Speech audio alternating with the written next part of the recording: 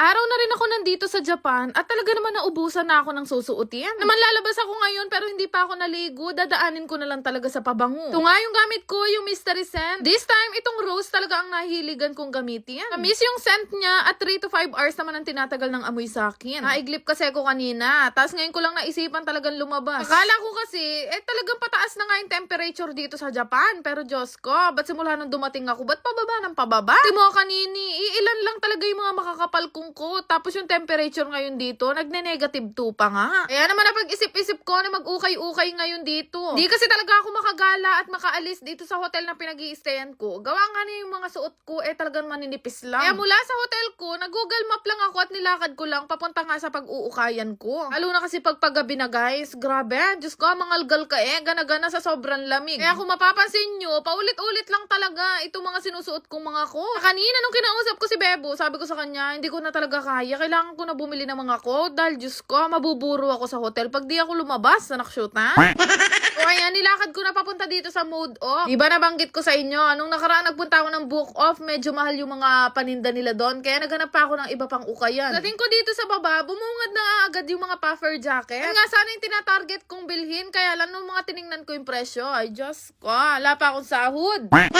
Sabi ko nga bang namimili ko, hanggang 2,000 yen lang ako. Ito kasing napuntahan ko dito sa baba, puro mga branded pala. Hanap ko naman kahit hindi branded at hindi masyadong kagandahan, basta pwede ng panlamig. Umpisa lang talaga guys, nakakatuwang mag-OOTD, pero sa mga susunod na araw, pipiliin mo na lang talaga yung komportable at saka mababalot ang mani mo. Hanap akong yan guys, nung mga nakasale na ko. Dito kasi sa Japan guys, yung mga ukay-ukay, hindi mabubulok. Ultimo yung mga jacket na makakapal na yan, hindi yan mabubulok, mababaling at amoy putok.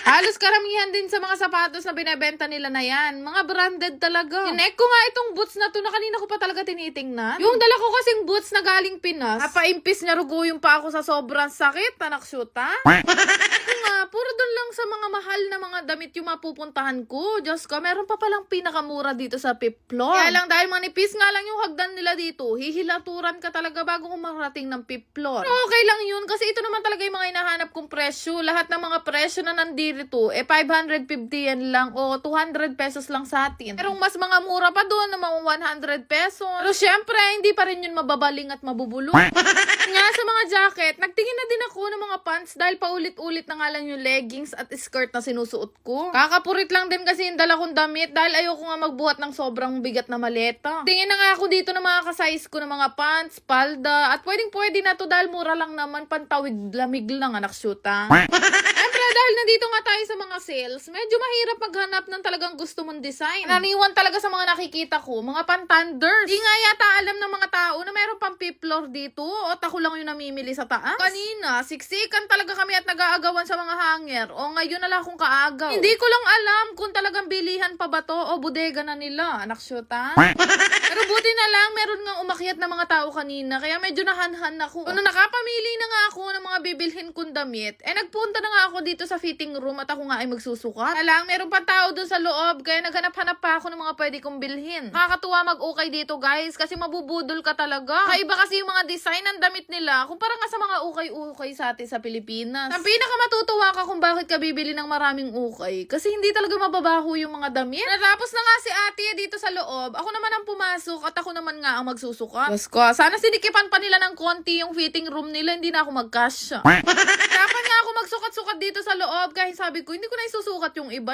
mo rin. Guhubad-hubad ka pa dyan, tapos susuot mo na naman yung damit mo. Ay, Diyos ko, mendoksay, adapin. Kaya nga ako sa first floor nang humihingal, tapos dumiretso ako dito sa cashier para magbayad na. Diba? Sobrang dami kong napamili, siguro wala pa yan 1,000. Tumatawid nga ako na may bit-bit na napakarami. Bigla ko nga nami si Bebo dahil wala nga ako makatulong sa pagbubuhat. Yan kasi, nang kahilig kong magdili-dili. Maan pa ako niyan sa Famima para bumili nga ng makakain ko ngayon dinner. Pagdating ko dito sa hotel, nagpuno na agad ako ng tubig dito sa bathtub dahil gusto ko nga magbabad. Sobrang lamig na lamig ako ngayong gabi dahil manipis nga yung suot ko. Kaya naman pagdating ko dito sa kwarto, inayos ko na tong kwarto at saka na ako naligo. Nga dito ang gamit ko pa ring sabon. Ito yung New Glow Babe na meron 10 times whitening effect. Loko. Sobrang nahiyang ako dito sa sabon na to. Alam nyo pati sa mukha, ginagamit ko din siya. Lagay ko sa comment section kung saan kayo makakabili dyan sa Pinas. Kaligo ko, tumawag nga sa akin si Bebo, kumakain daw sila. At pinakita niya pa talaga sa akin yung ulam nila ngayong gabi. Tilapia, balasena, 10 buro. Anak syuta.